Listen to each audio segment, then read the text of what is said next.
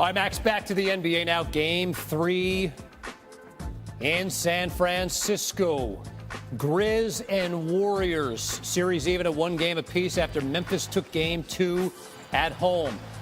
Ja and the Grizz got off to a great start. First quarter, Jaren Jackson Jr. true on that. Grizz led by 9. 7-point game. Morant from way behind the arc. Still thinking Jonathan Kuminga can't guard him.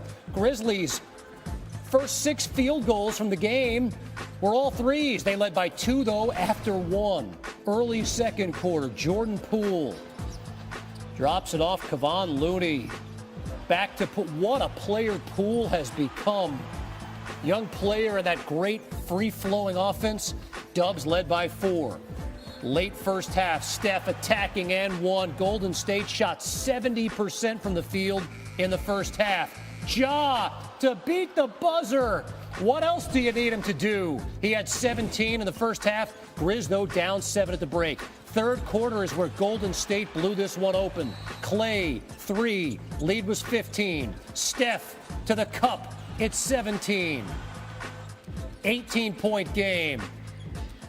Clay behind a Draymond screen off 1 foot. Get out of town. 21-point lead after that goes down. Late third, it's a 20-point game. Steph stops on a dime. Fundamentals at the rim for the creative, clever Steph Curry. Golden State led by 21, headed to the fourth quarter. In the fourth, Morant draws the double as if it matters. He's fouled, holding his knee after the play. He kind of like lost his footing there a little bit, had to leave the game, which obviously that is everything. And of course, Draymond Green checking on one of the great stars in the league who went for 34 in this game. Middle of the fourth, Poole. I mean, when you got to deal with Steph and Clay and Dre, and then Poole goes for 27. Steph goes for 30 in the game. Golden State shoots 63% from the field in a 142-112 Game 3 win. They take a 2-1 series lead. Third time this postseason, Steph, Jordan Poole, and Clay all go for at least 20 points. The most such instances by any trio this postseason. Unsurprisingly, the Warriors are 3-0 in those games. Steph on a Game 3 win. Everything, we were a little bit more composed. Obviously, they got off to a hot start, making those like 6 threes in the first quarter to start the game. So we had to just kind of settle in. We still had too many turnovers, but our shot selection, moving the ball, let us settle in the game a little bit, helped our defense, and helped us run away with the game. Hey, it's like NBA Tonight circa 2011 all over again. My guy Jalen Rose joins us now. All right, so Jay, the Dubs shoot 70% from the field in the first half, 63 for the game. They put up 142, 6 guys in double figures. Steph goes for 30. What stood out most to you? The way they took advantage of their home floor, the home crowd, and they withstood Memphis getting off to a great start. The Grizzlies made their first 6 field goals all from three-point range. And Ja Morant was terrific the entire game, including a shot at half court to end the first half. But then when I realized that the Warriors were still up 7, and I also realized that the Warriors had so many turnovers in the second half, once they stopped turning the basketball over, they steamrolled Memphis. And I don't have to tell you, KC, because we've talked about this for years. The Golden State Warriors in the third quarter might as well be the 31st NBA team. They come out with a vengeance, whatever Steve Kerr and his team are doing as it relates to adjustments. And seeing Jordan Poole play the way he's playing with the Splash Brothers is like a reincarnated version of Run TMC, and it's a joy to watch. And Poole has been unbelievable, really come on as a star in the league. Jay, you talked about it. The flip side, Ja goes for 34, and he shot it well, too. I mean, where else or who else can Memphis get offense from? The struggle is real, and first and foremost, I hope Ja Morant isn't injured. Hopefully he can continue to play in this series. But if you even look at today's productivity, I mean, he's outscoring. He's basically matching the productivity of the other starters as you see the field goals, 20% more field goal percentage. So they're going to need more from Desmond Bain. You get Dylan Brooks back in the lineup. You hope Jaren Jackson Jr. plays a lot better offensively, but it's going to take a collective team effort.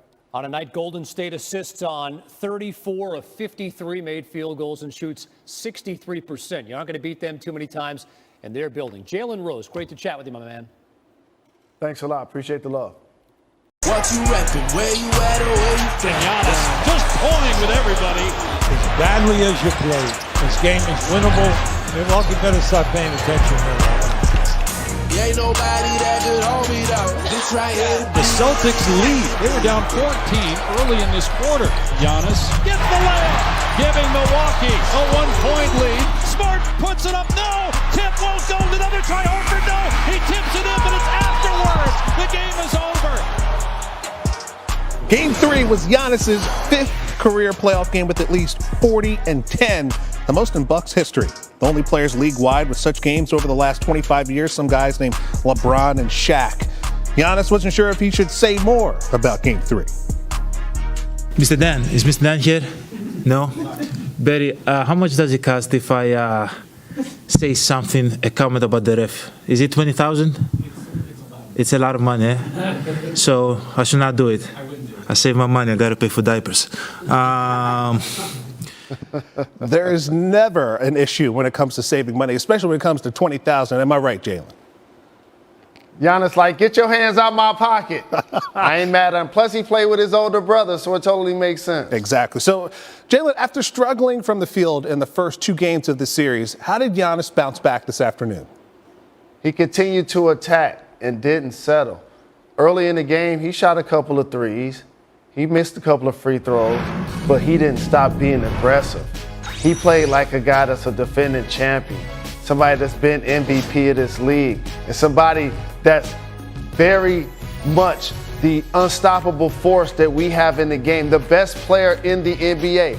As he strides through the entire Boston Celtics defense, it doesn't matter who's guarding him, an equal opportunity employer. And now all of a sudden he wants to make his teammates better. Drive, kick, and that's Wesley Matthews, the guy that's making threes, who was also in the jersey the entire game of Jason Tatum. All right, speaking of Tatum, he shot 4 of 19 from the field this afternoon. What did you see the Bucks do differently to slow him down today? Wesley Matthews, he was 0 for 10 when being guarded by him. Took away his airspace, took away his legs, did a great job of contesting everything, and he stayed poised. He didn't do a lot of gambling. He didn't do a lot of fouling. They stayed in front of him. Drew Holiday fighting over and under screens, doing the dryer, getting over and under the screen with the contest.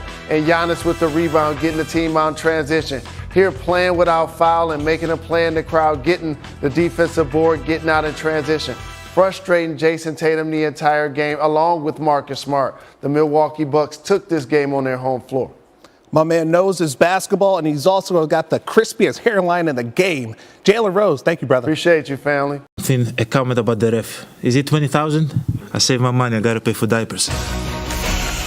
He's a big kid now. Max and Kevin with you on SportsCenter. For those of you who just watched grown men and women punch each other in the face on UFC 274, there were gut punches in the NBA, metaphorical ones. Yep. But the point is, Ja and the Grizz, they're warriors. Left a shiner on the Dubs there in Game 2 in Memphis, much the way the Celtics did to Milwaukee Game 2 in Boston today. Chance to flex their muscles again against Giannis and the boys. Game 3, both teams were nothing if not rested, right? 4-day layoff with the Eastern Conference semis even at 1 apiece. Giannis got off to a good start early in the paint. He dominated 6'11", 242 pounds of Greek god, people. Like wrestling a tank trying to stop him. 20 points in all in the first half. Second quarter, Drew Holiday turns it over. Jason Tatum the other way. Giannis bangs into him. Tatum's down. He's grabbing that left wrist. He would stay in the game, but he was not himself, and that was a huge, huge story in Game 3. Third quarter, Bucks down 1. Giannis let a Palea off the window and 1. Bucks in front by 2. Just over a minute later, too fresh to be stale. Made it a 4-point Bucks lead midway through the third. Now an 8-point game in transition. Giving it up, Holiday from Giannis, and shimmy, shimmy, ya. Look at the gorgeous feed and the celebration of himself. Bucks led by 13 heading into the fourth. But hang on, here come the Celtics behind. Al Horford. Yes, Al Horford. 4 of 7 from behind the arc in this one. Made it a 4-point game. Really turned back the clock in this one. Horford went for 22 points, 16 rebounds. Boston is within 2. Under 3 to go. It's a 1-point Buck lead. Antetokounmpo, 16 of 30 from the field, 42 points in all. 6th career 40-point playoff game. 20 seconds to go. Holiday really looked for his in this one.